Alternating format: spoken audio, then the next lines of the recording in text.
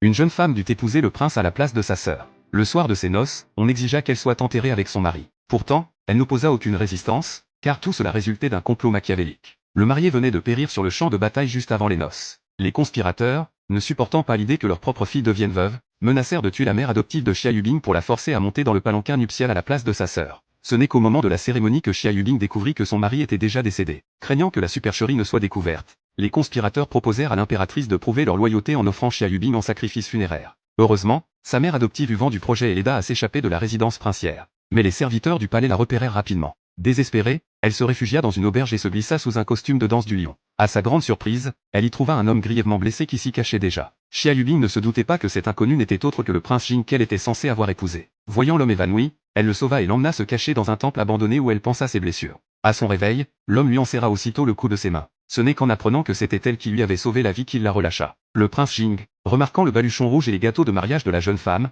devina qu'elle fuyait un mariage arrangé. Ni l'un ni l'autre ne réalisaient qu'ils étaient déjà mari et femme selon la cérémonie. Lorsque la jeune femme sortit chercher de l'eau, les conspirateurs la retrouvèrent. Usant à nouveau du chantage avec sa mère adoptive, ils la forcèrent à retourner à la résidence princière. Apprêtée avec soin, elle remonta dans le palanquin nuptial. Le prince Jing, qui l'attendait en vain et s'apprêtait à regagner la capitale, découvrit alors que la femme dans le palanquin était celle-là même qu'il avait secourue. En voyant le contrat de mariage tomber du baluchon, où figurait son propre nom, il comprit enfin leur véritable lien. Et la jeune femme fut conduite devant le mausolée du prince Jing. Pour sauver la vie de sa mère adoptive, elle n'avait plus le courage de s'enfuir à nouveau. Alors qu'elle croyait sa dernière heure venue, le prince Jing surgit juste à temps.